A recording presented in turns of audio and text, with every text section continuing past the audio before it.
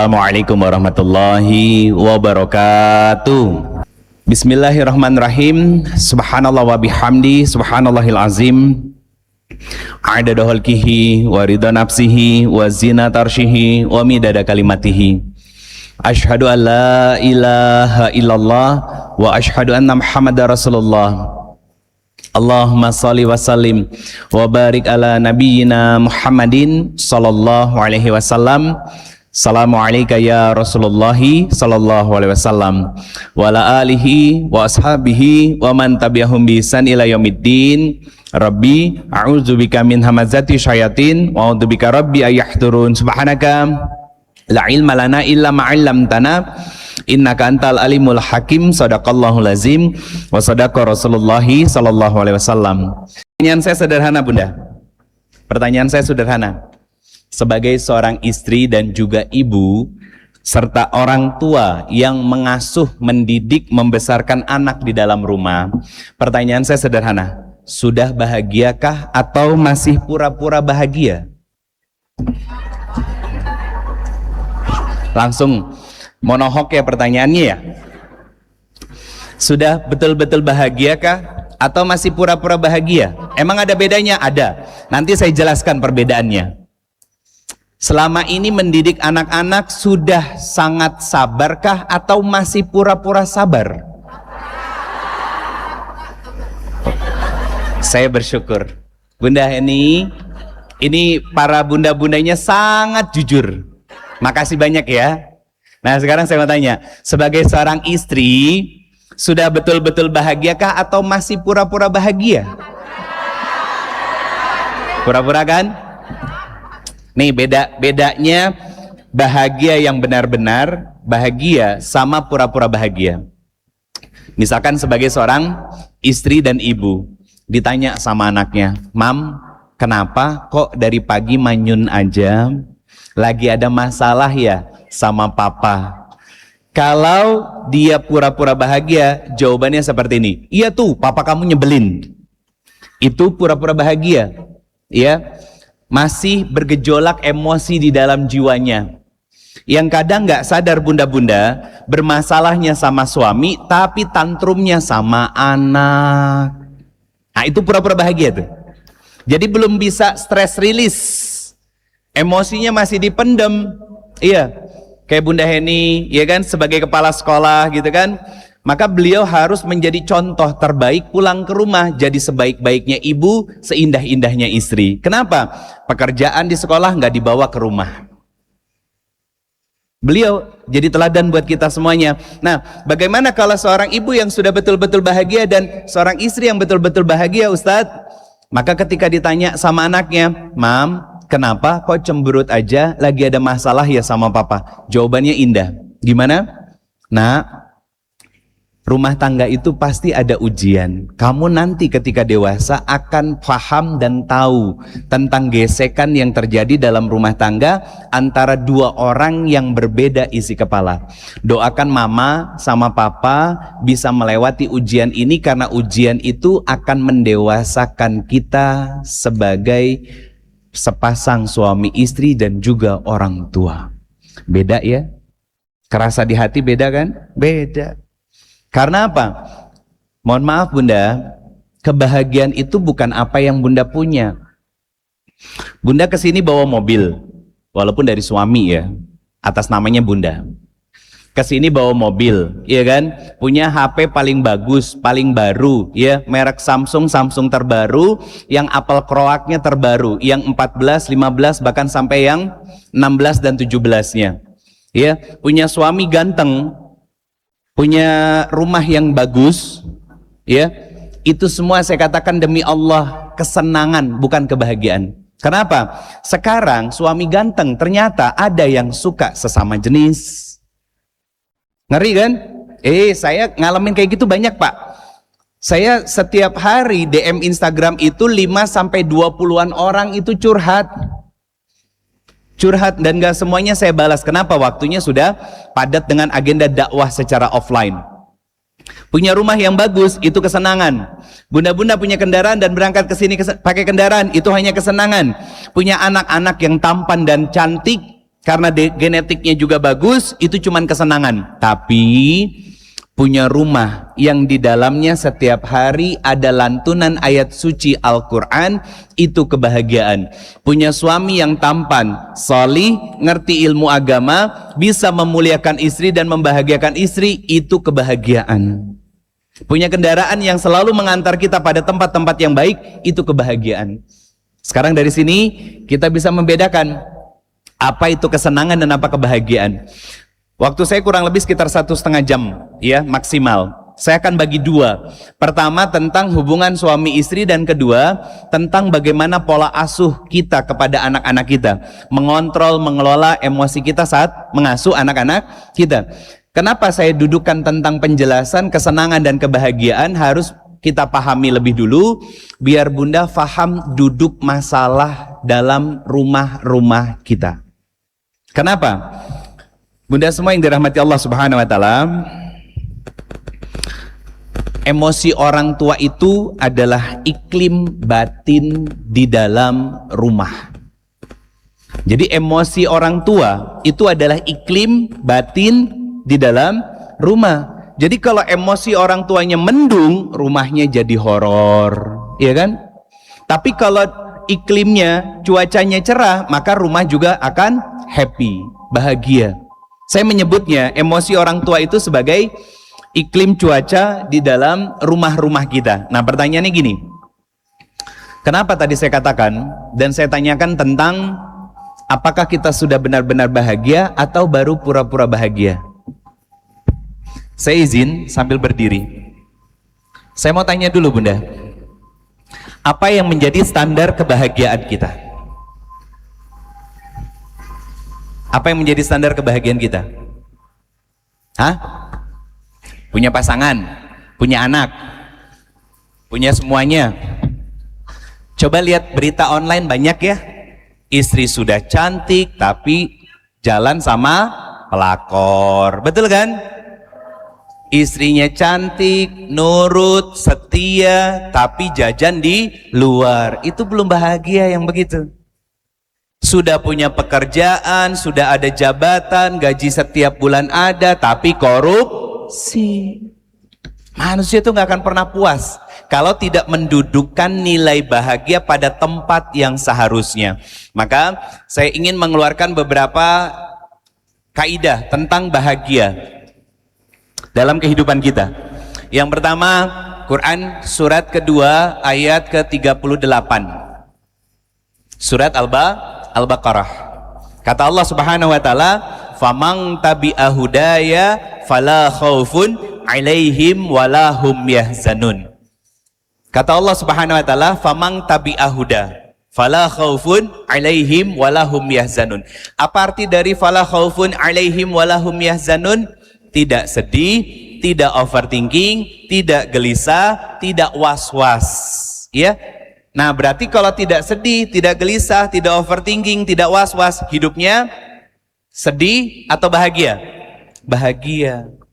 Kata Allah, kalau hidupmu pengen bahagia, famang tabi'a huda, maka pakai hudan. Apa hudan itu? Keluarkan dulu ayat yang ada kata hudan di dalam Al-Quran. Pertama, Quran surat kedua ayat ke-2. Zalikal kitabu la raiba fihi hudalil muttaqin. Kata Allah, Al-Quran itu menjadi hudan. Ya, berarti disebutkan oleh Allah adalah Al-Quran. Apa yang akan kita dapat ketika kita menjadikan Al-Quran sebagai hudan, petunjuk hidup kita? Maka kata Allah, kita akan menjadi hamba yang bertakwa. Gini Bunda, apa kaitannya antara bahagia dan takwa? Nanti saya akan rangkum dengan satu statement dan satu kalimat, ya. Kita keluarkan dulu dalilnya. Quran surat kedua ayat 189. Bunda, kita tuh sebagai seorang muslim, mau apa, mau gimana, solusinya sudah ada. Tahapan-tahapannya juga Allah berikan. Nah, masalahnya kan kita nggak terlalu dekat dengan Al-Quran. Makanya kadang hidupnya gelisah, was-was, sering overthinking, ya. Ketika disakiti pengennya membalas, emosinya labil dan lain sebagainya. Betul apa benar? Apa yang saya sampaikan di sini dan Allah sampaikan kepada kita, buka ayat akhir dari surat Al-Baqarah ayat 182. Apa kata Allah? Wattaqullah la'allakum tuflihun. Kata Allah, bertakwalah kamu maka hidupmu pasti akan bahagia. Ternyata kaitannya erat tentang kebahagiaan. Nah, pertanyaannya gini, bagaimana mengambil kesimpulan tentang nilai bahagia yang menjadi standar dari Allah Subhanahu wa taala? Kata Allah Subhanahu wa taala, "Hei Ridho Febri, hei hambaku, kalau hidupmu pengen bahagia, maka pastikan Al-Qur'an itu sebagai pedoman dan acuan untuk kamu menjalani kehidupan. Kamu makin dekat dengan aku sehingga nanti aku berikan kehidupan bahagia paripurna dalam kehidupan di dunia dan juga di akhirat nanti." Enak ya bun, jadi muslim tuh Allah ngarahinnya, nih kamu harus kesini ya. Kebanyakan dari kita, nggak mau ya Allah, capek ya Allah, lelah ya Allah. Betul? Banyak excuse-nya kalau kita, padahal Allah udah ngarahin ke tempat yang benar. Bahkan nih bunda, saya tambahin lagi, Quran surat kedua ayat 208. Kata Allah Subhanahu wa taala, kata Allah begini, ya ayyuhallazina amanu dkhulu fi silmi kafah. Kata Allah, hei Ridho, kamu kan mengaku beriman, maka sungguh-sungguhlah kamu untuk taat. Jadi Allah nyuruh kita taat tuh sungguh-sungguh bunda, jangan main-main. Kenapa? Kalau sungguh-sungguh taat nanti imannya meningkat. Nanti imannya meningkat. Kenapa? Allah pengen iman kita meningkat karena Allah ngasih tahu di ayat ini, wala tattabi'u khutuwatis syaiton. Ingat, kamu harus waspada. Sama siapa kita harus waspada? Setan. Apa kerjaan setan bunda? Membisikkan, bikin gelisah, betul?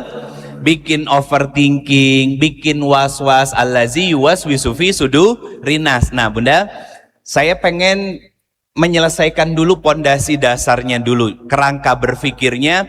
Setan bukan hanya yang dari golongan jin. Kata Allah Subhanahu wa taala di Quran surat ke-6 Al-An'am ayat 112, setan itu ada dua macam. Satu bentuknya jin, kerjanya apa? Yuwaswisu fi sudurinas, menggelisahkan jiwa kita, bikin overthinking ya, kemudian marah, dendam, pengen membalas keburukan orang. Itu kerjaan setan dalam diri kita. Yang kedua, ini yang gak kalah bahaya, setan wujudnya manusia. Siapa Ustadz setan wujud manusia itu? Besti gibah. Astagfirullah katanya ya. Besti gibah kita. Itu setan wujudnya manusia. Besti gibah itu setan wujudnya manusia. Mau sealim apapun kita, kalau circle-nya begitu rusak. Betulan? Mau sealim apapun kita, kalau sistemnya rusak, ke bawah rusak. Iya, pasti ke bawah. Nah itu manusianya. Yang ngajak korupsi, yang ngajak maksiat, ya kan? Saya pernah ngisi di salah satu lembaga, kementerian Pak. Dengan izin Allah bunda, di Indonesia ini yang saya belum temui itu cuma satu orang, presiden.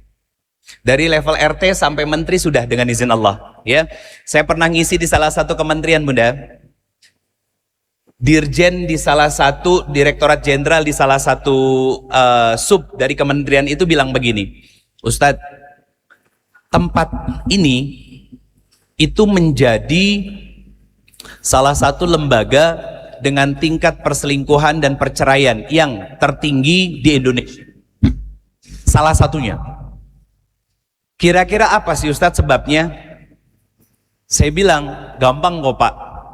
Lihat, perhatikan apa yang dibawa pulang rezekinya ke dalam rumah. Kalau rezekinya syubhat haram, pasti rumah akan panas, sering bergejolak, sering ribut. Istri susah dinasehati, suami semau-mau sendiri, anak nggak mau diajak pada kebaikan. Lihat aja. Tapi kalau rezekinya halal, rumah tangga akan adem, ayem, tentrem, bukan gak ada masalah. Masalah akan cepat selesai, dan akhirnya apa? Menguap, hilang begitu saja. Tapi hikmahnya dan pelajarannya tetap tinggal di rumah untuk saling mendewasakan dari pasangan suami istri itu. Terus beliau cerita, saya bikin kajian seperti ini Ustadz karena saya sedih. Kenapa beliau sedih? Kata beliau, salah satu karyawannya beda unit, ya, yang satu unit A, yang satu unit B, nikah cuman 31 hari, bercerai padahal pacaran 6 tahun. Biaya pernikahannya bunda, itu hampir 1 miliar, sekitar 800-an juta. 31 hari. Itu yang bikin saya gelisah Ustadz. Dan saya dikasih tema. Apa tema saya? Belajar menjadi seorang suami. Saya ceritakan tentang apa kewajiban suami, karena kurang lebih 800 orang yang hadir, bunda-bunda semuanya. Kalau yang sekarang hadir ini kan 80.000 ya, Masya Allah. Itu yang hadir 800 orang, dan menterinya ada, tapi secara hybrid, online. Sampai pada satu kalimat begini, saya bilang, ini teman-teman semua nih ya, para suami dan calon suami, kalian tahu berapa gaji kalian setiap bulannya, take home pay-nya yang ditransfer ke rekening-rekening kalian. Saya katakan demi Allah, jangan pernah gaji kalian 10, 15, 20 juta ya setiap bulannya, tiba-tiba bawa pulang uang 500 juta, 1 miliar atau lebih dan kurang dari itu. Saya katakan demi Allah, Anda durhaka sama istri dan anak di dalam rumah. Apa yang terjadi Pak? Alhamdulillah lah kulihal, sampai sekarang nggak diundang lagi. Resiko harus ngomong kebenaran kan? Karena itu tugas suami gitu. Istri juga tahu diri. Kalau gaji suami cuma 15-20 juta, tiba-tiba suami bawa pulang uang yang banyak, jangan, Masya Allah papi, Alhamdulillah, mami bisa beli tas baru. No, itu setan manusia. Tinggal nunggu rusaknya. Dalam catatan sejarah ya Pak ya, maksudnya banyak kasus di Indonesia 1 tahun ke belakang aja, ketika suami bermaksiat, maka tinggal nunggu rusak dan hancurnya rumah tangga. Lihat aja, apapun dia, ya, mau dia pejabat, pengusaha, ya, selebritis, ketika dia bermasalah dengan syariat Allah, dia bermaksiat, tinggal nunggu rusak.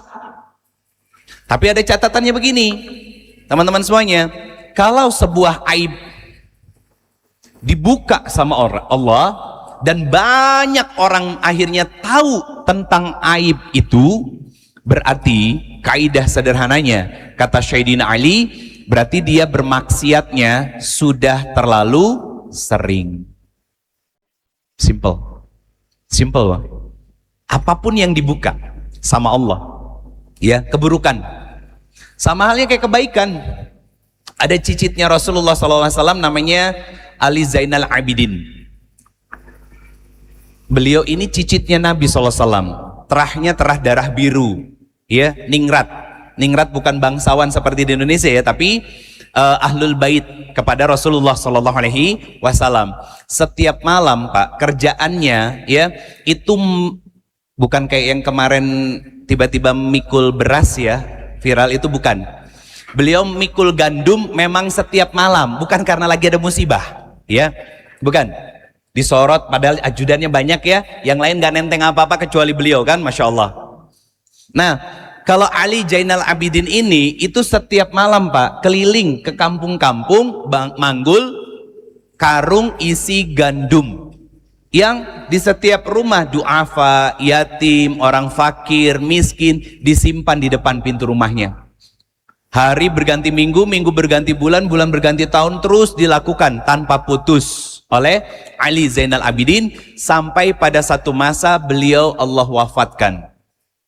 Orang yang mandiin, kan laki-laki yang mandiin ya, itu bertanya-tanya, kenapa bahunya Ali Zainal Abidin ini hitam, padahal beliau ini bukan pemanggul kayu, ya, bukan seseorang yang pekerja keras, artinya bekerja keras mecah batu, manggul kayu dan lain sebagainya. Bukan. Akhirnya apa? Setelah beliau dikuburkan, hari pertama, hari kedua, hari ketiga, masyarakat mulai rame tuh. Siapa yang rame? Mereka yang biasa dapat gandum, tiba-tiba beberapa hari berjalan tidak mendapatkan gandum, tidak mendapatkan sembako. Akhirnya mengerucut pada satu kesimpulan apa? Ini yang selama ini memberikan gandum-gandum dan sembako kepada masyarakat yang fakir miskin, kesusahan, du'afa dan lain sebagainya adalah cicit dari Rasulullah SAW, Ali Zainal Abidin. Itu kebaikan. Karena saking seringnya, maka ketika bicara dosa juga sama, Bunda. Jadi hati-hati. Ingatkan suami kerja yang amanah, ya, jangan pernah bawa rezeki yang syubhat apalagi haram. Kenapa? Bunda, saya katakan demi Allah, satu suap saja kita makan harta haram 40 hari 40 malam ibadah kita nggak diterima. Satu suap itu. Kebayangkan kalau yang korupsinya puluhan, ratusan sampai miliaran makan di piring, kan nggak lebih dari 50-100 ribu kan? Belum lagi kalau sudah banyak penyakitnya, gula darah, nasi putih diganti nasi merah, diabetes, ya kan?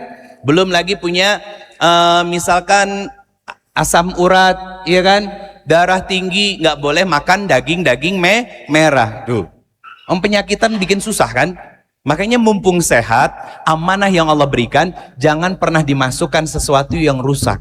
Kenapa? Karena akan merusak kehidupan kita dengan keluarga kita. Saya kembali lagi. Bunda, ini kaidah tentang bahagia. Nah, pertanyaan saya, kan gini kata Allah, sebelum saya tanyakan. Kata Allah, kalau hidupnya mau bahagia, maka pakai Quran. Ngejalanin hidupnya.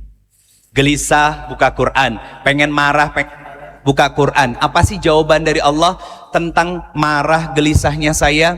Sehingga apa? Kita jadi orang yang bertakwa. Siapa orang yang bertakwa itu? Dekat dengan Allah. Dekat dengan Allah. Apa kompensasi dari ketakwaan itu? Buka Quran surat ketiga ayat 133 Ali Imran. Kata Allah, wasari'u ila magfiratim mir rabbikum. Bersegera minta ampun sama Allah. Apa kompensasi yang akan kita terima? Lihat. Ketika kita menjadi hamba yang senang introspeksi diri, muhasabah diri, jarang menyalahkan orang, ketika disakiti melihatnya ke dalam, ya, melihat ke dalam diri kita, jangan-jangan saya sakit hati karena saya pernah menyakiti dan lain sebagainya. Kata Allah, Allah sediakan surga yang luasnya langit dan bumi, uiddat lil muttaqin, hanya untuk orang-orang yang bertakwa. Jadi kalau dekat sama Allah itu pasti dapat surga. Jalurnya VVIP plus.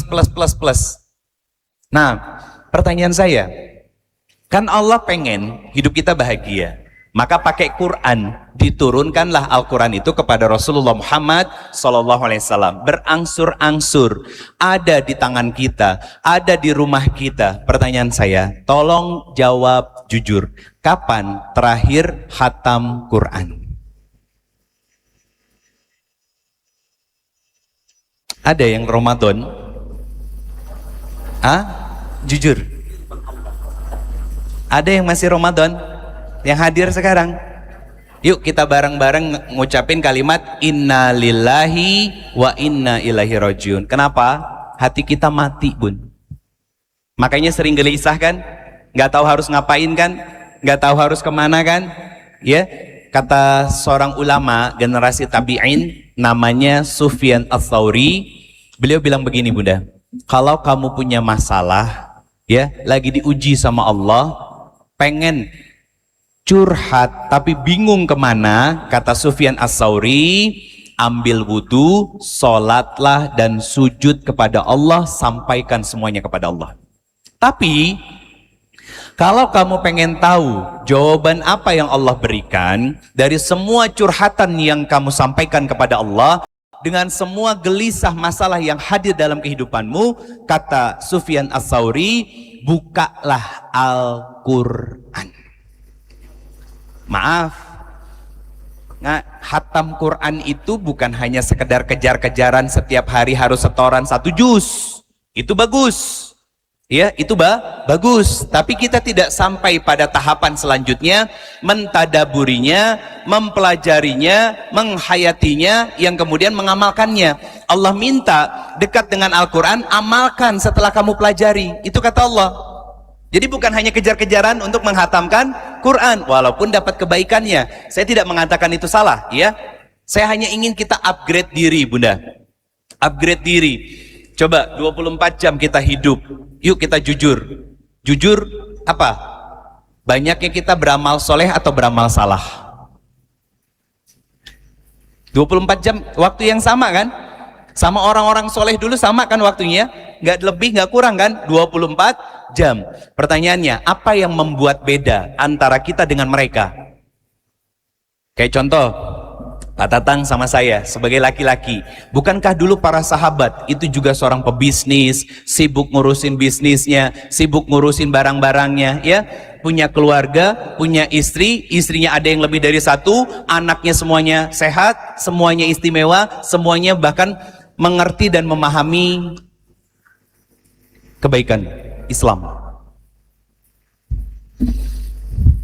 Apa yang membuat beda? Manajemen waktu. Betul kan? Coba mengerucut pada satu tempat. Pak Tatang sama saya. Banyak dari kita yang bilang, aduh Ustadz maaf, sibuk nggak sempat. Bukan nggak sempat, ya. Kalau kita masih sering mainan HP, scroll handphone, media sosial, ya, bahkan nggak ada yang perlu dibalas, tapi tetap buka, gitu kan? Terus ngeliatin status-status punya orang, ya. Tapi di sisi lain, kita malas baca Quran, malas mentadaburi Quran, malas duduk di majelis ilmu, ya kan? Malas kemudian melakukan zikir dan ibadah-ibadah sederhana ringan yang lainnya. Sebetulnya teman-teman, kita tuh bukan sibuk. Tapi Allah yang lagi nggak mau dan nggak ngizinin kita untuk berbuat baik dan beramal soleh. Ketika kita nggak mau ngaji Quran, bukan kita yang so sibuk. Allah tidak ingin kita yang kotor membuka kitab sucinya. Itu kan tamparan seharusnya. Makanya akhirnya hidup kita nggak jelas. Ustadz, let it flow aja lah. Kayak sungai yang ngalir, kayak air yang ngalir. Punten, sorry to say, air itu ngalirnya nggak semua ke muara hulu di laut. Ada yang masuk ke solokan jadi comberan. Ada yang punten, maaf banget, masuk ke septic tank dan itu kotor semuanya. Jadi muslim itu harus tahu arah tujuan hidupnya. Sehingga apa? Ketika jadi istri, jadi ibu, ya, jadi suami, jadi ayah, tahu apa yang harus dilakukan dan dia menjadikan Al-Quran sebagai pedoman hidupnya. Jadi kalau bingung interaksi sama suami, gimana harus komunikasi sama suami, Allah sampaikan, waj'alnakum syu'uba wa qabail. Kalau kamu mau komunikasi sama suami, pastikan dulu kamu sadar suami kamu itu beda latar belakang, beda pendidikan, beda jenis kelamin, beda isi kepala, beda kebiasaan. Maka kenali dulu lita'arafu suamimu. Kata Quran itu bukan mengenali fisiknya, tapi mengenali. Jangan-jangan suami kok cenderung pendiam, dia punya luka. Kok impulsif ketika marah, itu luka yang terpendam. Ya, kok cenderung silent treatment ketika marah, itu luka yang terpendam. Kenali dulu. Itu baru bab komunikasi. Ya kan? Bagaimana sikap seorang istri ketika melihat kekurangan dan ujian yang hadir dari suami?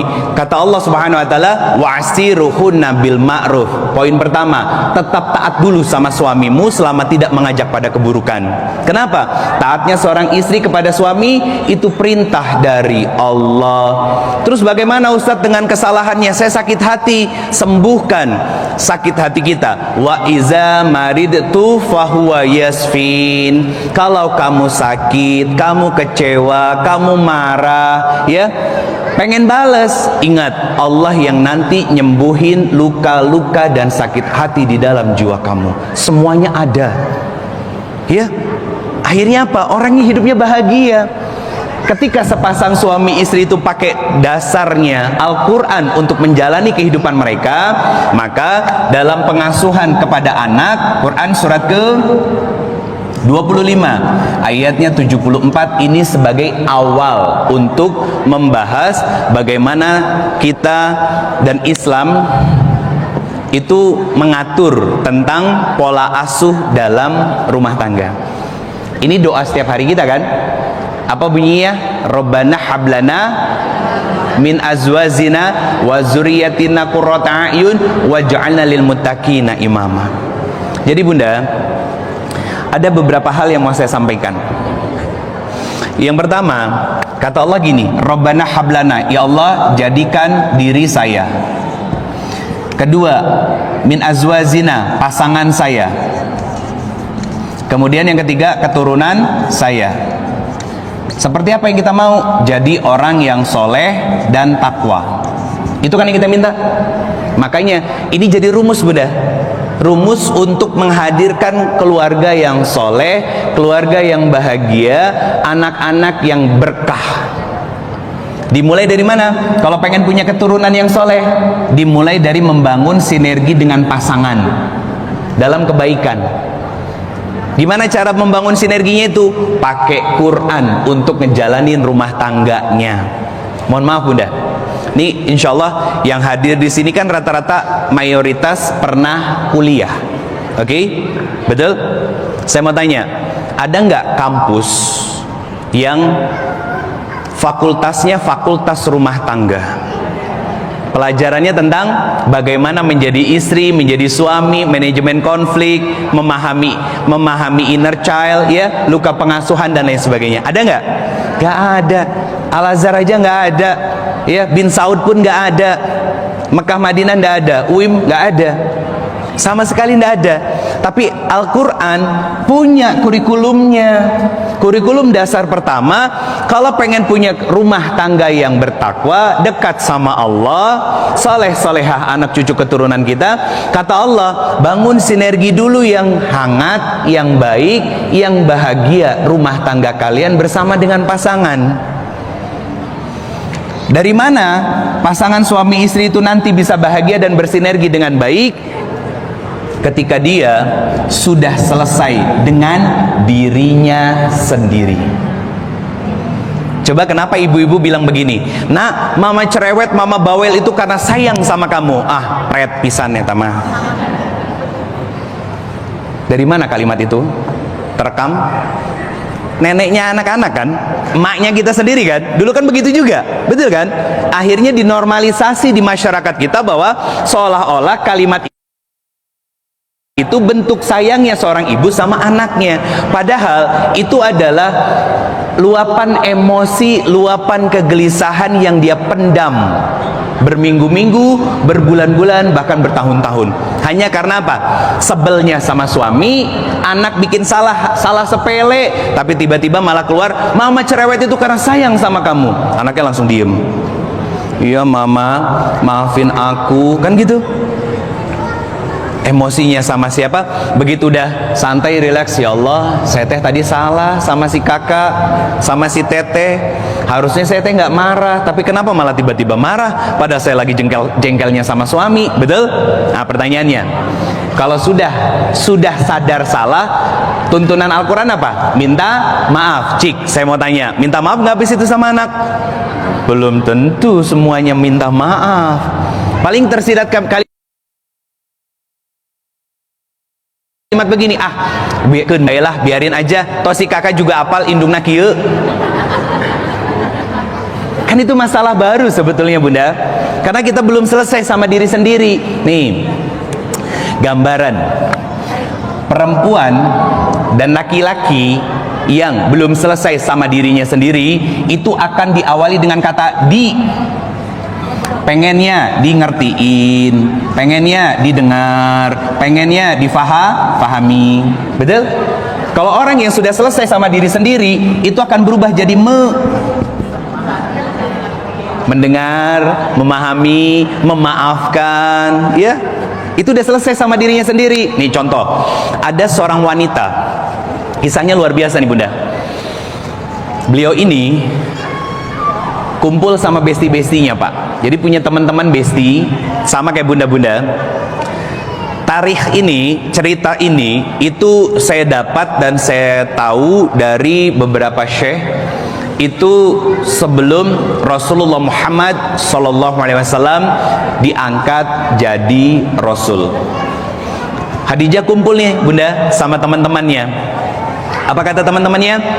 Wahai Khadijah, kamu pasti beruntung, kamu pasti bahagia karena punya suami seorang Muhammad yang akhlaknya baik, amanah, terpercaya. Kamu pasti bahagia karena punya suami yang sempurna seperti itu. Apa jawab Khadijah bunda? Kata Khadijah, yang saya pikirkan itu bukan tentang kebahagiaan saya. Yang saya pikirkan adalah bagaimana caranya suami saya selalu merasa bahagia, merasa tenang saat bersama dengan saya. Beda level ya. Beda level kan? Kalau Khadijah pengennya membahagiakan suami, kalau kita pengennya di ngertiin suami. Beda level bunda. Makanya punten, Khadijah orangnya masih hidup, malaikat Jibril turun. Ini fasenya masih fase Mekah. Malaikat Jibril turun ngapain? Ya Rasulullah, sebentar lagi Khadijah istrimu akan pulang. Sampaikan salam dariku dan juga salam dari Allah pemilik alam semesta ini, bahwa Allah telah selesai membangunkan istana di dalam surga untuk Khadijah yang tidak lagi ada capek, lelah dan berisik sama sekali. Orang yang masih hidup, surganya sudah dibuat. Kita masih hidup, surganya belum jelas. Betul apa benar? Ini introspeksi, refleksi diri namanya bunda. Introspeksi dan refleksi diri. Kenapa? Ciri orang yang akan dirindukan surga itu di ayat ini apa? Wasari'u ila magfiratim mir rabbikum. Bersegera introspeksi, muhasabah, minta ampun sama Allah. Apakah selama ini kita sudah selesai dengan diri kita sendiri? Atau jangan-jangan belum? Pengennya terus di ngertiin, didengar, difahami dan lain sebagainya. Ustadz, dah saya capek jadi istri, suami saya selalu jadi ujian. Pak Tatang, apa curhatan para netizah budiman yang ada di media sosial saya? Kan netizen laki-laki kan? Kalau perempuan netizah, laki-laki muslimin, perempuan muslimah. Nah, netizah itu pada cerita bunda. Bahkan gak sedikit yang komentar di postingan reels saya yang FYP. Apa yang mereka bahas? Tentang suaminya. Ada yang baru nikah beberapa bulan, beliau bilang, Ustadz, saya tinggal sama mertua saya, apa-apa tuh cerita sama saya, curhat, sakit hati sama orang, cerita sama saya. Nah, cerita dari mertua itu saya ceritain lagi sama suami saya, tapi saya malah dimarahin sama suami saya. Saya jawabnya sederhana bunda. Salah satu hak seorang istri dari suaminya adalah rumah untuk tinggal dan terpisah dari mertua. Itu satu. Yang kedua, Ustadz, apa yang harus saya lakukan? Saya dijanjikan sama suami saya, katanya akan pensiun dapat dana 1 miliar, tapi faktanya cuma ngasih uang 2 juta kepada saya. Saya sakit hati Ustadz. Perkara uang bunda, ya, perkara uang. Dijanjiin 1 miliar, dikasihnya cuma 2 juta, katanya sakit hati. Kalimatnya itu bukan cuma sakit hati bunda. Dia posting lagi komentarnya apa? Saya itu dari keluarga mampu Ustadz, kalau cuma 2 juta itu gampang lah, ngabalerang kemana-mana. Saya pikir itu kan. Akhirnya apa? Nggak saya balas, nggak saya openin. Ada yang lain? Ada. Ustadz, saya minta pendapat. Saya baru nikah 3 bulan dan suami saya jadi ujian buat saya. Saya tanya, Mbak, mohon maaf, apa yang jadi ujian dan masalah secara spesifik? Istrinya bilang, perempuan ini bilang, mohon maaf Ustadz, saya mendapati sebuah fakta bahwa ternyata suami saya penyuka sesama jenis. 3 bulan nikahnya. Saya bilang apa? Pertama, Mbak, bersyukur karena Allah buka di 3 bulan pertama pernikahan. Kebayang kalau sudah bertahun-tahun, ya? Karena ada juga kasus yang lain, pernikahan sudah belasan tahun, Bunda. Saya lupa 13, 15 apa 17 tahun gitu ya. Baru ketahuan suaminya ternyata penyuka sesama jenis. Setiap hari tuh Pak, saya ngeladenin kayak begitu. Saya nerima kayak begitu, ya.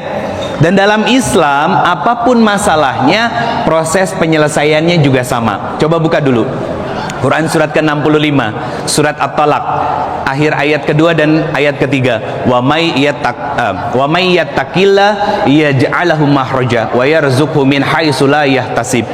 Kata Allah, kalau hubungan kamu baik denganku karena menjalani kehidupannya menggunakan Al-Quran, ibadah menggunakan Al-Quran, ya, taat kepada suami dengan Al-Quran, bermuamalah berbisnis dengan Al-Quran, mendidik anak dengan Al-Quran, menjalani kehidupan rumah tangga dengan Al-Quran. Kata Allah, apapun masalah kamu, nanti aku bantu selesaikan. Kata siapa? Kata Allah. Jadi kalau Bunda punya masalah belum terselesaikan, gampang kok. Cek bagaimana diri kita sendiri hubungannya dengan Allah. Itu dulu. Bagaimana hubungan kita dengan Allah. Itu yang harus kita cek dulu. Kenapa begitu? Nah, ini ada beberapa hal yang mau saya sampaikan nih Bunda semuanya. Kadang ketika kita berinteraksi secara sosial, bahkan bukan hanya sosial luas, dengan anak-anak kita kadang punya emosi yang ketumpuk. Maaf Bunda, gak sabaran ngadepin anak, akhirnya jengkel kan? Ya, jengkel kan? Gak sabar ngadepin anak. Padahal Allah kasih kita anak yang menguji kesabaran kita. Harusnya kita berpikir apa? Jangan-jangan dulu ibu ngalamin hal yang sama ketika saya kecil. Betul nggak? Itu pasti terjadi Bunda. Itu bukan karma. Famay ya'mal misqala dzarratin khairan yarah wa may ya'mal misqala dzarratin sarran yarah. Kebaikan keburukan apapun pasti dibalas sama Allah Subhanahu wa taala. Dan kalau itu ada dalam kehidupan kita, berarti Allah pengen kita belajar untuk bersabar sebagaimana dulu ibu kita sabar. Kebetulan nggak? Nggak ada yang kebetulan Bunda. Makanya kalau punya emosi-emosi kayak begitu, yang pertama, ya, ini kelola emosi kita sebagai orang tua. Setelah saya sampaikan beberapa kaidahnya, artinya apa? Kita fokus pada diri sendiri. Poin pertama, sadari dulu. Kenapa? Karena emosi itu amanah, bukan pelampiasan. Paham? Emosi itu amanah Bunda dari Allah buat kita, bukan buat dilepaskan sehingga liar, tapi untuk dikontrol biar dapat pahala. Kaidah sederhananya gini, Bunda, kita semua di sini, ya, saya izin bertanya, tolong ngacung dan dijawab dengan jujur. Angkat tangan Bunda, maaf saya pakai tangan kiri ya. Angkat tangan Bunda, siapa di sini yang nggak pernah disakiti orang? Nggak pernah disakitin suami, nggak pernah disakitin ibu, nggak pernah disakitin orang lain dan lain sebagainya. Ada, alhamdulillah. Nggak pernah disakitin orang? Nggak ada kan? Pertanyaannya saya ganti. Ngacung siapa di sini yang nggak pernah menyakiti orang? Nggak ada kan? Nggak ada kan? Kita jangan sampai karena terluka oleh orang lain, tersakiti oleh orang lain, ya, dikhianati oleh orang lain, akhirnya mendorong emosi kita jadi liar yang kemudian menyakiti, melukai, membalas keburukan orang lain. Nggak boleh Bunda. Emosi itu adalah amanah dari Allah, harus dikontrol, bukan dilepaskan sehingga menjadi liar. Jadi harus disadari dulu, ya Allah, saya marah, saya kecewa, saya terluka ya Allah, tapi tolong kuatkan hati saya untuk tidak membalas keburukan orang lain. hese. Betul kan? Karena kan apa? Balasannya surga. Nih, saya jelasin lebih detail biar gampang bundanya. Saya fokuskan dulu sedikit. Tentang emosi ya, harus disadari. Pertama, Quran surat ke-25 ayatnya ke-20. Ini kaitannya dengan Quran surat ke-42 ayatnya ke-40. Yang kesimpulan secara sederhananya ada di Quran surat ke-42 ayat ke-30. Ini tentang emosi. Marah, apalagi kecewa, apalagi sakit hati, apalagi apa bun? Apalagi nak? Emosi, kenali emosi. Ayo, kan temanya kelola emosi. Hah, oi, sedih. Apalagi? Kok pada diem? Emang nggak pernah emosi? Osok kan? Apa? Hah? Oh, dendam. Jeung sajabanati eta dan lain sebagainya ya, biar nggak kelamaan. Nih bunda, lihat, ini indahnya Islam, indahnya Islam dan sempurnanya Islam. Nanti akan saya tanyakan sesuatu. Pernah nggak bikin kayak begini? Nggak pernah, ya kan? Ini perkara emosi loh, emosi di dalam jiwa kita. Disebutnya apa? Tempat menyimpan jiwa kita itu sodrun, bentuk jamaknya sudur. Siapa yang membisikkan kita dengan emosi ini? Yuwaswisufi sudu rinas. Pekerjaannya jin, setan. Berarti kalau kita terjerembab, tergelincir pada emosi-emosi ini, berarti saat itu kita sedang jadi teman dari ngaku geningan. Bunda, lihat, buka Quran surat Al-Furqan ayat 20. Bagian tengah ayat menjelang ke akhir. Kata Allah Subhanahu wa taala, "Hei hambaku, kamu satu sama lain akan menjadi ujian. Suami ujian bagi istri, istri ujian bagi suami." Kata siapa? Kata Allah Subhanahu wa taala. Kemudian apa lagi? Orang tua kepada anak, anak kepada orang tua. Kalian semua akan jadi ujian. Dan bahkan besti-besti kamu yang katanya teman baik itu satu sama lain akan menjadi ujian. Kata Allah, "Atasbirun, maukah kalian sabar ngadapin ujian-ujian itu dari orang lain?" Kenapa kita harus sabar? Sekarang kita definisikan dulu. Sabar itu tidak diam. Oke? Sabar itu tidak diam. Dia bergerak melakukan sesuatu yang Allah sukai. Jadi melakukan sesuatu yang Allah sukai. Jadi dia tidak diam mudah. Dia melakukan sesuatu yang Allah sukai. Apa? Dia buka Al-Quran di Quran surat ke-42 As-Surah. Kalau surat ke-26 namanya surat Asy-Syu'ara. Itu beda. Ya. Tadi yang saya bacakan wa iza marid itu fahuwa yasfin. Itu surat Asy-Syu'ara.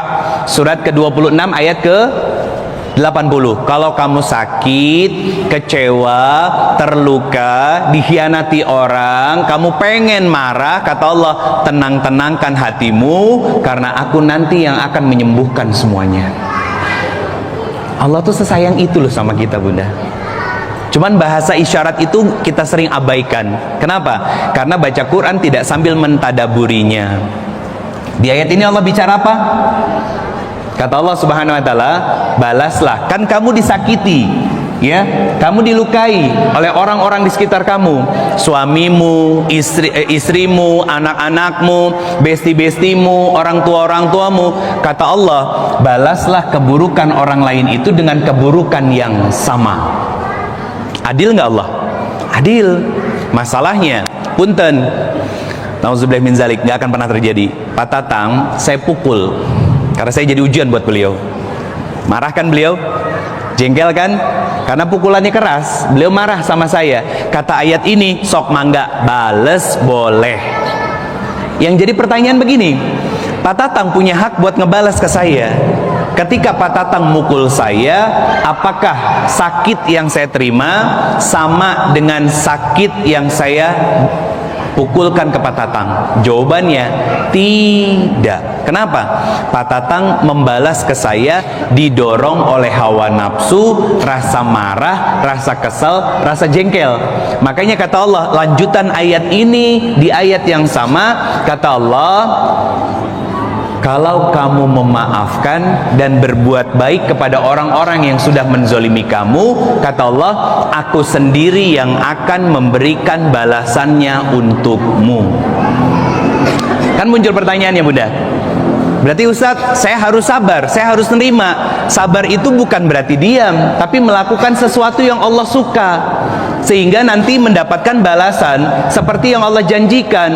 Apa balasannya? Buka Quran lagi. Quran surat ke 39 ayatnya ke 10, bentuk barang, bendanya dari apa yang Allah janjikan itu ada di Quran surat ke 13 ayat 22 sampai 24.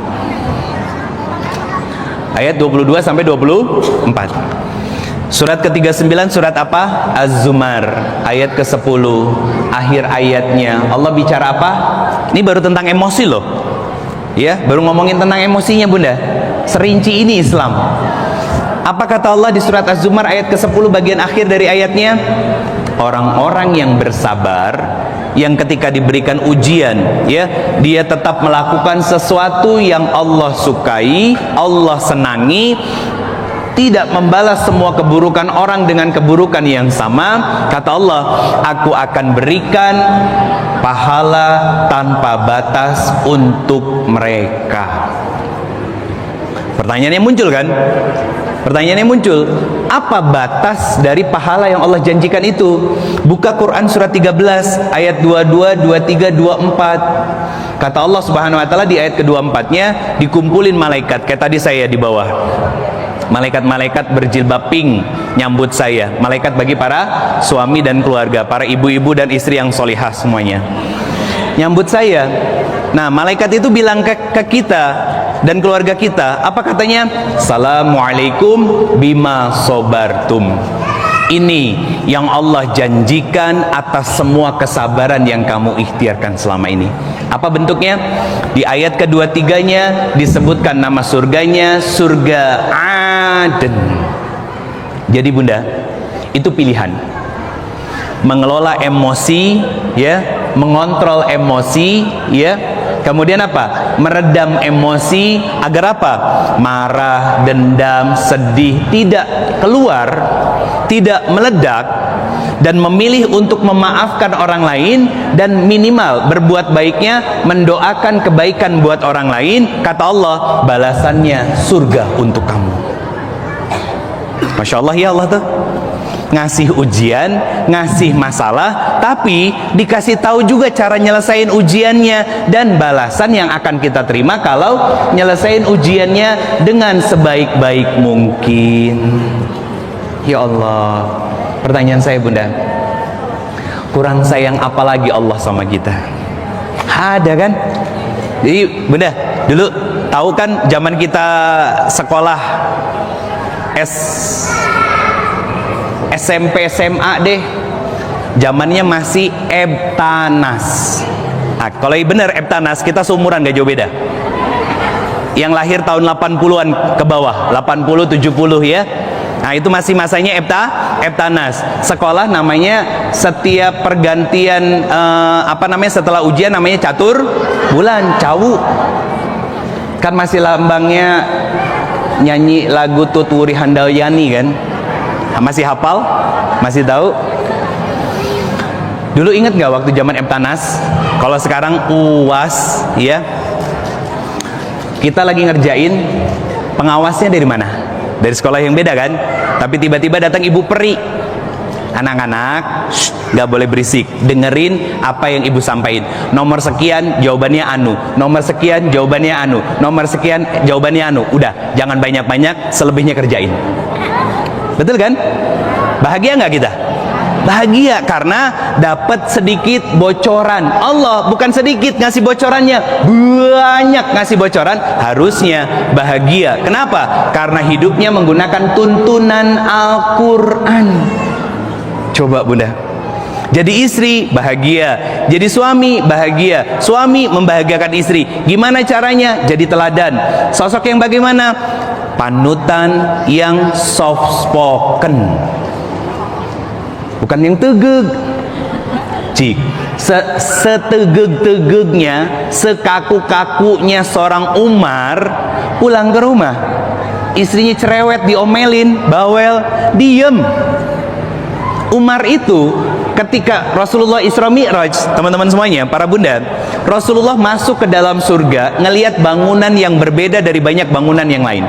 Ditanya sama Rasulullah ke malaikat Jibril, ya Jibril, ini surga punya siapa? Punya salah satu sahabat dekatmu ya Rasulullah. Abu Bakar kah? Bukan, milik Umar bin Khattab. Orangnya masih hidup. Orangnya masih hidup, surganya udah ada, bunda. Masya Allah kan? Itu Masya Allah. Artinya apa Pak? Jadi bagi kita di para suami, belajar tentang sikap kesatria dari seorang Umar bin Khattab. Apa? Wa'asiruhunna bil ma'ruf. Ketika istrimu berbuat kesalahan, sabar-sabarin ngadepin dirinya. Contoh nih bunda, ini buat kita nih Pak, para suami. Ada beberapa suami lagi, istri kalau lagi capek, lagi lelah, ya, apa yang dia lakukan? Kalau apa bun? Kalau lagi nyuci piring, itu piring sama gelas beradu. Kalau lagi masak, sutil sama wajannya juga beradu. Kalau nutup pintu, biasanya bisa pelan, tiba-tiba bunyi celeger. Betul? Itu perempuan. Kalau dia lagi capek, lagi lelah, suami yang soleh, suami yang dekat dengan Allah, suami yang menjadikan Al-Quran sebagai pedoman hidupnya, nggak akan nanya, "Ay mami teh kenapa sih? Berisik tahu, papi pengen istirahat." No, tidak. Apa yang dilakukan sama suaminya? Dia datangin istrinya, dia bilang sama istrinya, "Mam, nggak usah beres-beres rumah, nggak usah ngerjain apapun, sekarang ganti baju, yuk kita jajan, mami bebas mau jajan apapun." Itu beneran. Pertanyaan saya, ada yang kayak begitu mah nggak ada Ustadz? Kata siapa? Banyak ya. Kalau yang dilihatnya suami sendiri ya beda. Saya mau tanya bunda, mohon maaf ya, mohon maaf, suami di rumah kayak begitu nggak? Kasian dia. Itu jadi pelajaran. Kenapa suami di rumah nggak begitu? Lihat diri kita. Suami itu cerminan kita. Jangan-jangan kita tidak cukup soleha, tidak cukup melayani suami, tidak cukup apa? Mentaati suami dan lain sebagainya. Makanya akhirnya apa? Dikasih suami yang pika sebelen. Pika sebelen teh masih mendingan daripada cilepeng. Betul kan bun? Masih bisa disyukuri. Cuman masalahnya perempuan itu berkutat dengan emosi yang dia rasakan sendiri, nggak ngelihat kebaikan suami, ya. Mau bukti? Kenapa para suami itu selalu salah? Karena salah. Coba cerna baik-baik. Jadi kalau laki-laki jadi sumber masalah itu wajar. Kenapa? Salah, ya sudah. Nah pertanyaan saya gini bunda, kenapa suami itu sering disalahkan dan bahkan cenderung diam walaupun marah sebentar, ya? Saya mau tanya sama bunda, bun, masih ingat nggak bulan kemarin sudah bikin dosa sama suami? Ingat nggak dosanya apa? Lupa kan? Saya mau tanya sama suami, saya tanya sama bunda, suami sok neteli nggak dosa kesalahan bunda bulan lalu? Enggak. Pertanyaan saya, kenapa bunda osok neteli kesalahan suami bertahun yang lalu? Hati-hati bunda, teteh. Ahli sejarah itu tempatnya bukan di surga tapi di neraka. Karena apa? Punten, kalau sudah sering ngebaca dosa kesalahan suami, yang terjadi adalah lupa sama kebaikan suami. Mau bukti? Tiba-tiba nge-WA suami. Apa WA-nya? "Pak, bawain aku makanan ya, pengen nyemil ya." Kata istrinya. Ditanya sama suaminya, "Mama mau makan apa? Mau makanan apa?" Kata istrinya, "Terserah." Suami pulang ke rumah, dibawain makanan. pas di tangan dibuka, tadinya ronanya bahagia tiba-tiba langsung cemberut, terus ngomong, kenapa makanan ini lagi, dah baru kemarin atau kemarin-kemarinnya makan ini. Papa tuh nggak ngerti-ngerti apa yang mama suka. Salah lagi, kudunya terima kasih dulu dikasih makanan sama suami, betul kan? Lupa sama kebaikannya kan? Itu emosinya nih. Ini masalahnya bunda. Kenapa saya tuliskan ayat ini di bagian akhir? Kata Allah Subhanahu wa taala, kamu terluka, kamu sakit hati, kamu kecewa. Kata Allah Subhanahu wa taala, itu terjadi karena ulah tanganmu sendiri. Bunda, kenapa bunda sakit hati sama suami? Kenapa bunda berulang kali kecewa sama suami? Jawabannya sederhana, bunda pernah atau sedang berekspektasi kepada suami. Betul kan? Terucap atau tidak, terfikirkan atau tidak, itu pasti ada. Dan itu yang menjadi sebab bunda selama ini akhirnya apa? Emosinya jadi labil. Contoh paling konkret, pengennya kayak di drama-drama Korea gitu, kalau berangkat atau ketemu dipeluk, dicium, keningnya minimal keningnya, tapi udah tara-tara gitu kan. Kecuali apa? Meluk kalau lagi ada pengennya suaminya kan. Akhirnya apa? Terjadi luka di dalam diri kita karena kita melukai diri sendiri karena ekspektasi tadi. Padahal kurang-kurangin ekspektasi bunda kalau pengen bahagia itu. Kenapa? Suami kita itu makhluk yang tidak sempurna, sebagaimana kita juga tidak sempurna. Catatannya begini bunda, kaidah sederhana, kita akan selalu dipasangkan oleh Allah dengan seseorang yang berkesebalikan dengan kita. Kalau kita orangnya rock and roll, teledor, pasti punya pasangan yang teliti, attention to detail, perfeksionis. Cek aja. Kalau yang satunya cerewet, bawel, merepet, yang satunya cenderung diam. Itu kesempurnaan, harmoni sebagai sepasang suami istri bunda. Nah, ini tentang emosi. Jadi emosi itu adalah amanah dari Allah. Maka Allah itu pingin kita mengelola, mengontrol emosi itu, bukan melampiaskan. Yang kedua bunda, ini tentang diri kita dulu ya. Yang kedua poinnya adalah pause spiritual. Apa maksudnya? Diam diri dulu ya sebelum, dan jangan sampai malah melukai. Jadi bunda, maksudnya apa? Kalau lagi jengkel, lagi kesel, lagi marah, lagi sedih, diem diri dulu, tahan diri dulu, jangan ngomong. Kalau sudah ngomong pasti nyelekit, nggak enak, diem. Makanya kata Nabi apa? Man kana yu'minu billahi wal yaumil akhir falyakul khairan aw liyasmut. Bicara yang baik atau diam. Jadi kita belajar untuk mengelola emosi. Yang pertama tadi disadari bahwa emosi itu amanah, bukan pelampiasan. Yang kedua, pause spiritual. Pause itu di stop. P-A-U-S-E, pause spiritual. Apa maksudnya? Kita memilih untuk diam daripada melukai. Maksudnya diam ini bukan berarti kuulen, cicing gitu, bukan bunda. Tapi diamnya berpikir untuk apa? Meredakan emosi gejolak di dalam jiwa kita. Yang ketiga, saya sampaikan secara cepat. Nomor 2 dulu ding. Gimana cara agar kita bisa diam, menenangkan dan mengontrol emosi kita? Wudu, berzikir, istighfar, atau bahkan sholat ya. Itu metodenya. Yang ketiga, saya punya catatan. Ini tentang diri kita sebagai orang tua, sebagai ibu, sebagai istri. Bunda, yang ketiga, harus bisa membedakan antara anak berbuat salah itu tidak sama dengan anak itu salah. Itu nggak sama. Anak berbuat salah itu tidak sama dengan anak itu salah. Itu beda. Apa maksudnya? Apa maksudnya bun? Anak berbuat salah dengan anak itu salah. Anak itu salah itu masih subjektif. Masih subjektif penilaiannya. Contoh gini, adik sama kakak berantem, kadang kita marahin dua-duanya, gak adil.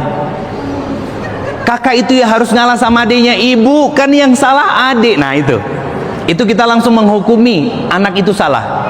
itu subjektif, itu nggak boleh. Kalau anak berbuat salah itu pasti. Kenapa? Karena namanya anak-anak pasti sedang belajar, makanya sering berulang melakukan kesalahan. Yang mau saya sampaikan kepada para bunda adalah tentang apa? Kalau anak salah, adik sama kakak lagi ribut, jangan memarahi mereka di depan satu dan lainnya. Pakai metode sebelumnya, apa? Pause spiritual, suruh masuk mereka ke kamar dua-duanya. Kalau ternyata masih tidur dalam satu kamar yang sama, ya, kalau dia kayaknya kalau level Al-Azhar kamarnya udah masing-masing deh ya. Kalau masih tidur di kamar yang sama, salah satunya masuk ke dalam kamar orang tuanya. Pisahkan dulu. Apa yang kita lakukan sebagai orang tua? Masuk ke salah satu kamarnya terlebih dahulu. Ke kakaknya, kakak nggak boleh gitu. Tapi kan adiknya ibu, iya ibu tahu. Adik sebenarnya pengen usil, dan mama ibu saat ini bukan membela adik, bukan. Nah, kalau ibu sama ayah sudah nggak ada, kalian harus selalu akur, rukun seterusnya. Karena setiap kebaikan yang kalian lakukan itu ngalir ke ibu dan ayah sebagai orang tua kalian. Kakak, sebagai seorang kakak, nanti kakak yang bertanggung jawab sama adik-adik. Dia akhirnya berpikir, walaupun belum ngerti, tapi metodologi ini insya Allah works untuk memisahkan anak-anak kita dan tidak menyalahkan salah satu di antara keduanya. Ingat, penggunaan narasi kalimat itu sangat penting saat mengingatkan anak-anak yang sedang bermasalah. Dan itu lahir dari seorang ibu, seorang ayah yang dewasa dan mampu mengenali serta mengontrol emosinya. Makanya tahapan satu, kenali dulu emosi kita, sadari bahwa emosi itu amanah bukan pelampiasan. Yang kedua, belajar tentang pause spiritual, memilih untuk diam daripada melukai. Kebayang tuh, lagi jengkel sama suami. Jengkelnya kenapa? Suami habis mandi nyimpan anduk di mana? Jengkel ya, kesel kan? Itu salah bunda. Kalau bertahun-tahun menikah masih jengkel dan kesel dengan perilaku sederhana seperti itu, berarti nggak naik kelas selama ini. Iya kan? Nggak naik kelas selama ini. Kenapa? Kan itu setiap hari kita lihat di depan mata kita sendiri. Ketika suami kita berangkat kerja, masuk ke kamar ada anduk, jengkel kita. Kalau nggak punya metodologi pause spiritual, rasa jengkelnya ngelihat anak makan berantakan langsung tumpah pelampiasannya. Betul? Itu nggak adil. Makanya kita belajar pause spiritual itu memilih untuk menahan diri dulu daripada menyakiti orang-orang terdekat kita. Akhirnya apa? Nanti ketika mengkomunikasikan, membedakan antara anak melakukan kesalahan dengan anak itu salah, itu kita bisa membedakannya dengan clear. Bunda, ke adiknya, adik, iya ibu, adik salah. Ibu bukan mau nyalahin adik. Adik itu nanti kalau sudah dewasa harus jadi sahabat, jadi saudara, bukan saudara-saudara saja, tapi saudara yang selalu membersamai, menemani kakak. Kalau ibu sama ayah nggak ada, kalian tuh saling ngejaga satu sama lain. Adik berarti harus hormat sama kakak. Ibu sudah bilang kok sama kakak untuk bisa selalu menyayangi adik, apalagi kalau nanti ibu dan ayah sudah nggak ada. Pertanyaan saya, anak yang dididik dengan cara seperti ini ketika dewasa saling menyayangi nggak? Saya katakan demi Allah pasti. Karena dididik oleh orang tua yang matang secara emosinya, tidak labil, tidak gampang marah, tidak gampang tantrum. Maka pertanyaannya, kalau kita sudah mampu mengelola dan mengontrol emosi kita dengan cara yang benar, bagaimana cara kita mendidik anak-anak kita agar anak-anak kita tumbuh dalam kebaikan-kebaikan yang Allah ridhoi? Pertama, tunjukkan kasih sayang kepada anak-anak kita. Tunjukkan kasih sayang kepada anak-anak kita. Rahmah, poin pertama tentang rahmah. Contohnya begini bunda,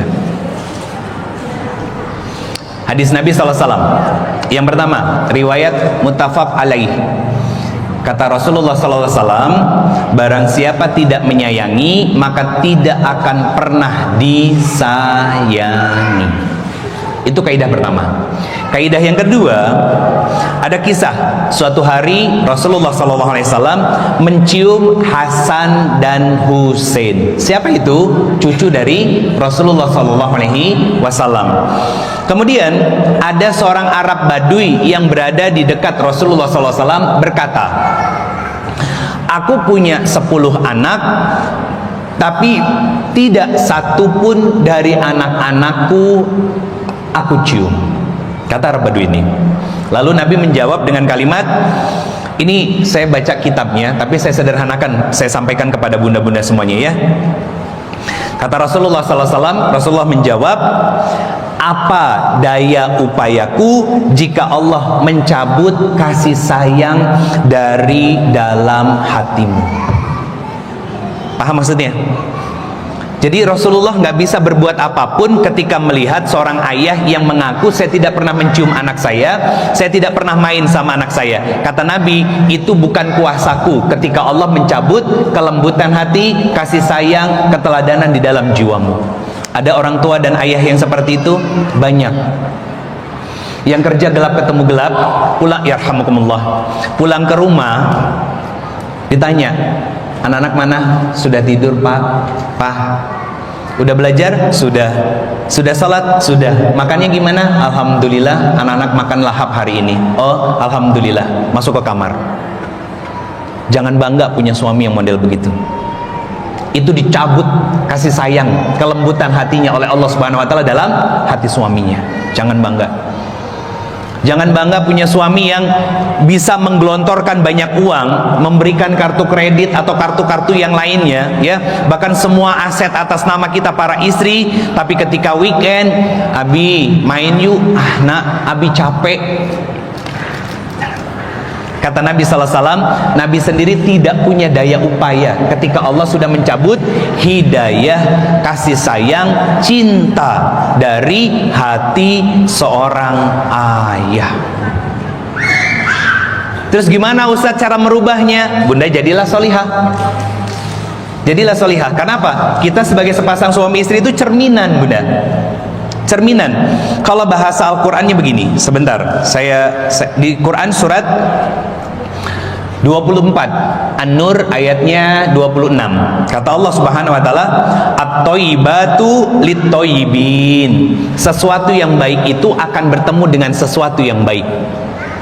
Jadi kalau pengen suami kita ini menjadi baik, maka jadilah baik dulu di hadapan Allah. Kalau suami pengen jadi soleh, maka solehah dululah di hadapan Allah. Capek? Pasti. Bunda, saya mau tanya, kalau sikap suami itu nyebelin buat kita, keras kepala, egois, pengen menang sendiri, ya, pertanyaan saya sederhana, Cik tolong dijawab jujurnya, muka saya serius ini, siapa yang milih laki-laki itu jadi suami? Siapa? Milih sendiri kan? Syukuri kebaikannya, sabar dengan kekurangannya, selesai. Larasnya Pak? Alhamdulillah, nuhun Ustaz. Iya kan? Simple Bunda. Emang cerewet bawelnya Bunda nggak jadi ujian buat suami? Sikap teledornya Bunda emang nggak jadi ujian buat suami? Jadi ujian juga. Saya bukan ngebelain suami, tapi karena saya suami, kita belajar biar adil. Itu enaknya Islam, memberikan kaidah, memberikan dasar pembelajaran kepada kita secara adil. Laki-laki dapat, perempuan juga dapat. Kata Allah, famang tabi'a hudaya fala khaufun alaihim walahum yahzanun. Nanti suami istri ini gak akan saling curiga, gak akan saling melukai, gak akan saling menyakiti, tapi berusaha untuk saling membahagiakan karena terus mengenali pasangannya dan mengikuti petunjuk-petunjuk wahyu dalam menjalani kehidupan rumah tangga mereka. Adem, ayem, tentrem, bukan berarti nggak ada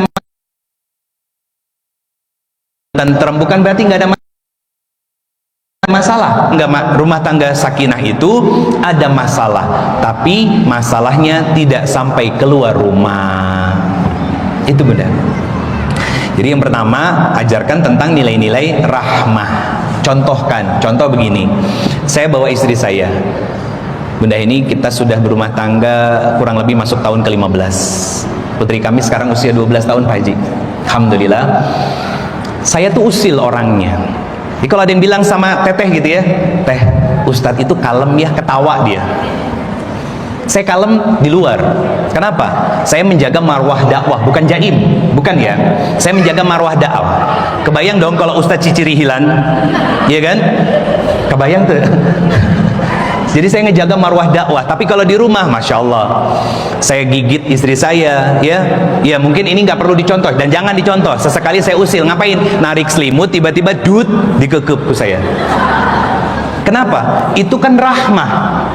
Ya, itu rahmah, membangun bonding antara suami dan istri. Punten, di rumah kadang saya gatal hidung, saya ngupil, saya lemparin. Gak perlu dicontoh, jangan. Ya, jangan. Yang begini jangan ikutin. Tapi ini cara kami membangun bonding antara sebagai sepasang suami istri. Ada kok yang begitu, ada. Ada seorang istri yang nyari kelek suami ketika suaminya pulang kan? Itu rahmah.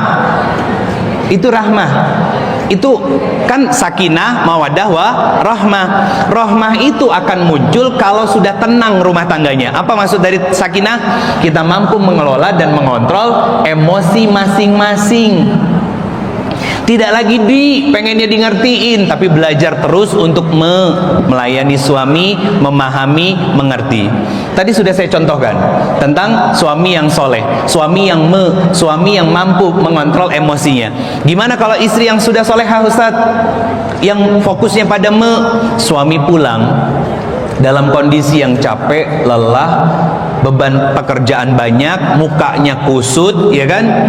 Tapi begitu dibukain pintu sama kita, kita senyum, ya, separuh dari masalah suami itu akan hilang. Suami masuk, diambil tasnya, ya, ngelihat wajah suami kayak gitu, gambaran istri yang solihah tidak akan menginterogasi suaminya. Papa kenapa, Abi kenapa, bla bla bla bla. No. Yang dia lakukan apa? Memeluk suaminya sambil membisikkan, Abi, apapun masalahnya, ada Allah yang akan membantu menyelesaikan semuanya. Oh, Masya Allah. Saya mau nanya ke beliau, nggak mungkin. Masalahnya nggak ada bapak-bapak nih. Kalau ada bapak-bapak, saya akan tanya, Pak, para istri di rumah gitu tuh, gitu.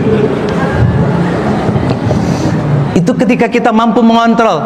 Ustadz, impossible. Bunda, jangan ngelihat standarnya itu hidup kita, tapi lihat standar hidup orang-orang soleh yang ketika hidup dijamin surga, wafatnya dipastikan masuk surga. Lihat mereka, karena mereka yang sudah jelas hidupnya, nggak seperti kita atau besti-besti kita, bukan. Makanya di awal tadi saya sampaikan tentang standar kebahagiaan dan kesenangan itu, ya, itu berbeda. Menurut Allah dengan kita itu beda. Kalau kita menganggap bahwa punya circle yang baik, positif gitu kan, yang kalau lagi arisan, nongkrong, disimpan tas di depannya 2 digit dan 3 digit, itu kesenangan. Tasnya lecet, cerik, sok, kesenangan. Itu yang saya bilang tadi, kebahagiaan itu ketika kita mengikuti tuntunan wahyu. Lihat Bunda, Nabi yang bikin salah itu Aisyah tutup muka, wajahnya memerah, Rasulullah membelakangi Rasulullah Aisyahnya.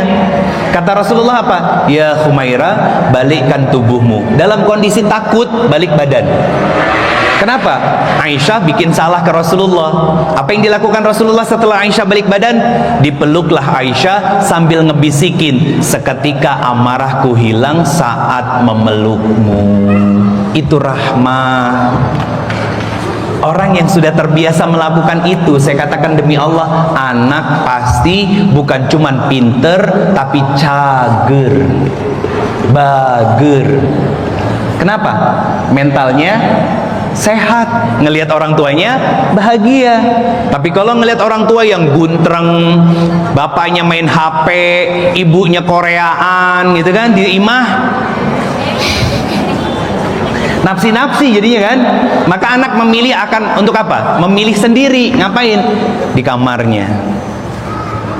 Di kamarnya. Ngapain? Dengan dunianya sendiri, dengan kehidupannya sendiri. Gak peduli dengan orang tuanya. Tiba-tiba ribut, dia tutup kuping. Bahkan gak sedikit anak yang akhirnya menjerit, teriak. Kenapa? Karena emosinya ketahan. Putri kami namanya Aisyah, kalau pulang ke rumah mukanya udah cemberut, kita nggak akan nanya. Biar dia masuk kamar, ganti baju, rebahan di kasur tuh, pasti tuh ngidupin AC. Saya bilang sama bundanya, sayang, temuin kakak. Masuk ke kamar, ngapain? Jadi tempat sampah, diluapin emosinya. Lagi jengkel ya, lagi kesel ya sama temennya, ada yang ngusilin di sekolah ya, bla bla bla, tumpah emosinya bunda. Selesai nangis tuh ya, dipeluk sama bundanya, selesai, saya yang masuk ke dalam. Ngapain? Netralisir semuanya. Apa yang saya lakukan biasanya? Saya peluk putri kami. Nah, kakak boleh marah, kakak boleh jengkel, kakak boleh kesel sama siapapun, tapi bawa pulang emosinya ke rumah ya sayang. Ceritain sama ayah dan bunda, boleh ayah bunda jadi tempat sampah emosi kakak, boleh. Nanti dikasih tahu sama bunda, oh berarti kakak lagi kesel ya, oh kakak lagi marah ya. Itu namanya validasi emosi. Tapi nak, jangan pernah mendendam sama siapapun. Marahnya bawa pulang ke rumah. Kami bukan mengajarkan people pleaser, bukan, tapi mengajarkan anak yang punya prinsip untuk tetap berbuat baik kepada siapapun dan tidak pernah mau mendendam kepada siapapun. Itu rahmah, itu keteladanan rahmah itu bunda. Nah yang kedua bunda, karena beberapa contoh tadi itu berkaitan dengan rahmah dan ada nilai keteladanan di dalamnya. Yang kedua, hadirkan kudwah atau keteladanan. Jadi jangan nuntut anak-anak jadi soleh soleha kalau kitanya belum jadi orang tua yang soleh dan soleha. Bunda, saya katakan demi Allah, dari awal sampai sekarang saya sampaikan, ini bukan teori, bukan konsep, tapi praktek. Masalahnya mau enggak? Nah itu pilihan. Karena apa? Suksesnya bunda ngedidik anak itu bukan sekarang, tapi 10-20 tahun yang akan datang. Saya ada kisah. Apa? Seorang ibu nge-WA ke teteh. Apa WA-nya? Bun, berkenan nggak Ustadz kami undang ke rumah, datang ke rumah untuk menasehati putri kami. Putri kami usianya sudah 25 tahun, S2. Apa masalahnya? Satu, punya pacaran 4 tahun tapi nggak pernah dikenalkan cowoknya kepada keluarga. Kedua, sekarang putrinya lebih memilih tinggal di apartemen dengan dalih ngurusin kucing daripada ngurusin orang tua. Siapa dia? Punten Pak Haji, bapaknya seorang profesor. Pertanyaan saya, profesor tuh orang bodoh apa orang pintar? Orang pintar itu belum tentu terdidik, dan orang pintar belum tentu bisa mendidik. Betul kan? Itu kenapa standarnya Allah itu bukan tentang berapa tinggi pendidikannya, bukan, tapi seberapa dekat dengan Al-Quran. Itu standarnya beda bunda, beda. Nah pertanyaannya gini, kenapa ada anak perempuan bisa pacaran sampai 4 tahun? Kalau beliau seorang profesor, berarti bapaknya tidak dekat dengan anaknya, tidak muncul kuduahnya, keteladanannya, karena sibuk mengejar pendidikan tertingginya. Dengan dalih apa? Untuk masa depan keluarga. Pret, seriusan, yang ada mengorbankan keluarga. Betul kan? Itu fakta loh. Saya jawab lewat teteh. Apa kata saya? Soleha, sayang. Saya manggil istri saya bunda cuma dengan dua panggilan. Itu orangnya tuh. Saya cuma manggil dengan kalimat soliha dan sayang. Enaknya ngedengarnya ya? Doain semoga suami bisa gitu ya. Jangan cuma manggilnya bu gitu kan. Nih Pak, boleh dipraktekin. Marah-marahnya seorang suami, ibu keluar semua emosinya, mama keluar suaminya, tapi solehah tuh enak, nyangkut. Udah diingetin, siap. Kan gak enak nyangkut. Apa pelajarannya? Kata-kata yang baik itu akan mengontrol, mengelola, menahan sesuatu yang buruk lebih besar terjadi. Itu pelajarannya. Qaulan sadida, qaulan layyina, qaulan ma'rufa. Nah teteh bilang, Ustadz berkenan menjadwalkan, tapi dengan satu syarat, ketemu sama bunda dan suami dulu. Karena Pak, punten, saya suka bingung bunda, kenapa banyak orang tua yang ngerusak anak tapi minta yang ngedandaninnya Ustadz. Betul kan? Sama kan Al-Azhar, anak bermasalah, orang tua nggak mau disalahin. Sekolah itu banyaknya begitu sekarang. Kasus anak yang ngerokok di sekolah, diontrok ke sekolahnya sama orang tuanya. Zaman saya sekolah, kuku panjang dicepret pakai mistar. Mistarnya mistar kayu, gede lagi kan.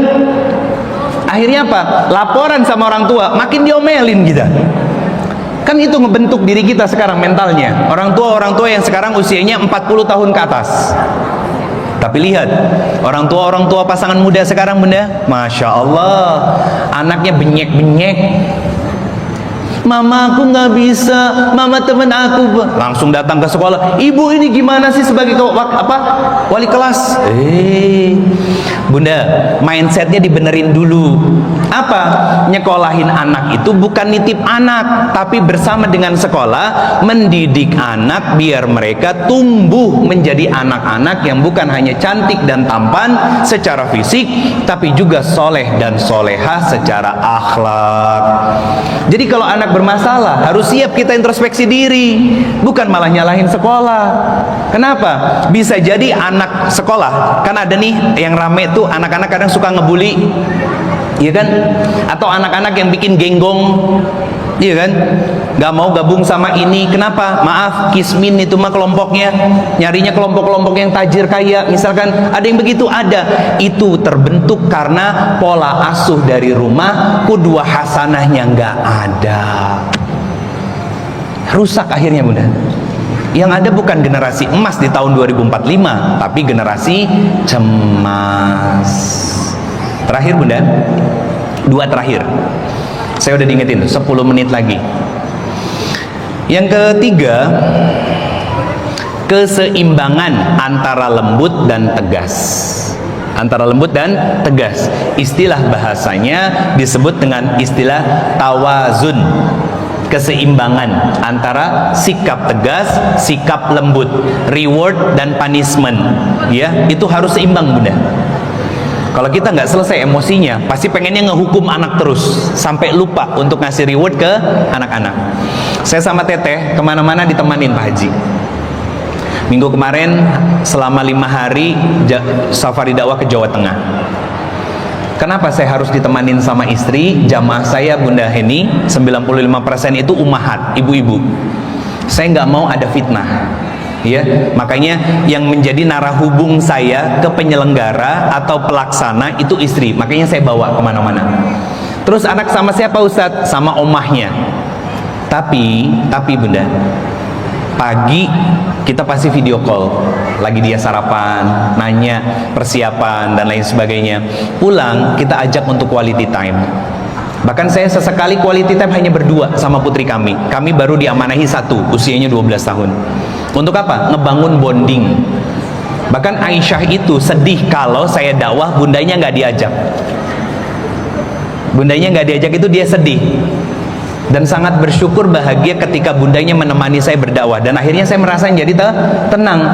Apa? Keseimbangan reward dan reward dan punishment. Ketika kita minta anak kita memahami, maka lebih banyaklah mengerti kondisi dan keadaan anak-anak kita. Karena usia-usia tumbuh mereka menjelang remaja itu bukan usia untuk dituntut mengerti, tapi usia untuk dibimbing menuju jalan pendewasaan mereka. Karena Pak, Ibu, Bunda, saya dapat sebuah video, ini terakhir ya, poin terakhir nanti saya sampaikan, dari seorang influencer dari Inggris, speech-nya bahasa Inggris. Kata beliau, kita itu akan bersama dengan anak-anak maksimal 18 tahun, itu paling maksimal. Kenapa? Karena mereka setelah itu akan berkumpul dengan teman-temannya, membangun relasi, ya, fokus sama pendidikannya dan lain sebagainya. Maka ketika anak kita sekarang masih ada dalam naungan kita, bersamai mereka, tumpahkan rahmah kasih sayang untuk mereka, hadirkan keteladanan di dalam rumah, bersikaplah tawazun, adil, seimbang antara baik dan buruk, reward dan punishment, lembut dan tegas dalam mendidik mereka. Agar apa? Agar mereka, anak-anak kita, tahu tempat pulang, tahu tempat nyaman untuk dia bercerita ketika ada masalah di luar rumah, bukan dipendam, bukan. Itu tawazun, ya. Yang terakhir, Bunda, disebut dengan kata hiwar. Hiwar. Apa itu hiwar? Berdialog dan banyak mendengar. Hiwar. Jadi berdialog dan banyak mendengar. Nabi Yakub alaihissalam kan dicurhatin sama Nabi Yusuf. Abah, kok aku mimpi ya? Apa? Bintang, bulan, matahari kok semuanya sujud sama aku. Nah, ayahnya mendengar dulu, menganalisa, memberikan takwil, yarhamukumullah, memberikan takwil dari mimpinya, kemudian dia baru dialogkan. Nah, ingat yarhamukumullah, ingat ya, jangan kamu ceritakan sama saudara-saudaramu. Itu namanya dialog iman. Saya tutup dengan kalimat begini, Bunda. Bunda, anak-anak kita di Al-Azhar, ya, atau di sekolah luar lainnya, pakai jilbab. Oke?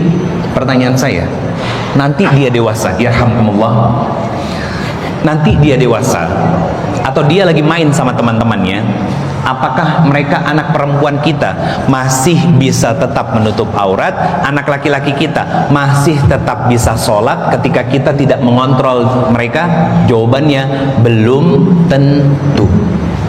Itu kenapa perlu didialogkan. Ma, kenapa sih aku pakai jilbab? Males kan kita mau main bukan mau sekolah, panas. Nah, ini abah yang harus cerita, abinya, ayahnya. Pakai jilbab itu mahkotanya perempuan, sayang. Jadi kalau perempuan nggak pakai jilbab, berarti dia seperti seorang ratu yang kehilangan mahkotanya. Kenapa perempuan, kakak, harus pakai jilbab?